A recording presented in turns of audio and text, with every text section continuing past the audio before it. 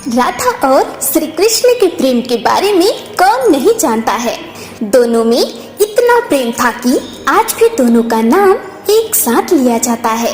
श्री कृष्ण का राधा के लिए प्रेम और राधा का श्री कृष्ण के लिए समर्पण देखते ही बनता था।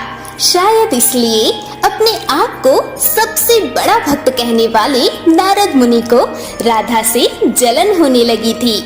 यह बात श्री कृष्ण अच्छी तरह से जानते थे। एक दिन राधा के बारे में बात करने के लिए नारद मुनि श्री कृष्ण के पास आए। यह बात श्री कृष्ण को पता चल गई थी। जैसे ही नारद मुनि वहां पहुंचे तो श्री कृष्ण उन्हें देखकर अपना सिर पकड़कर बैठ गए।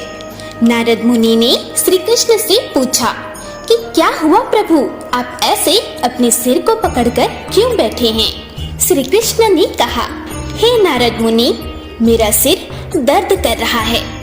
नारद मुनि ने पूछा, प्रभु इसको दूर करने का उपाय क्या है? तब श्री कृष्ण ने कहा, अगर मैं अपने सबसे बड़े भक्त का चरणामृत पी लूं तो इसे दूर किया जा सकता है। तब नारद मुनि सोचने लगे, सबसे बड़ा भक्त तो मैं ही हूँ, लेकिन अगर मैं अपना चरणामृत दे दूंगा तो मुझे नरक में जाने जितना पाप लगेगा। मैं प्रभु को अपना चरणामृत नहीं दे सकता।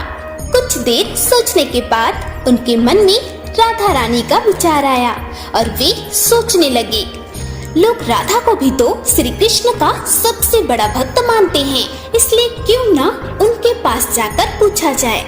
ऐसा सोचकर वह राधा के पास गए और उन्हें सारी बात बता दी। राधा ने जैसे ही सारा वृतांत सुना वैसे ही एक बर्तन में अपने पैर धोकर चरणामृत को नारद मुनि को देते हुए कहा, हे मुनिराज, मुझे नहीं पता है कि मैं उनकी कितनी बड़ी भक्त हूँ, लेकिन मुझे यह पता है कि श्री कृष्ण को अपना चरणामृत देने से मुझे नरक में जाने जितना पाप लगेगा, मुझे नरक जितनी यातना सहन करनी पड़ेगी। मुनिवर, वह सब मैं सहन कर सकती हूँ, लेकिन अपने स्वामी को पीड़ा में नहीं देख सकती। यह चरणामृत ले जाकर आप उन्हें दे दे।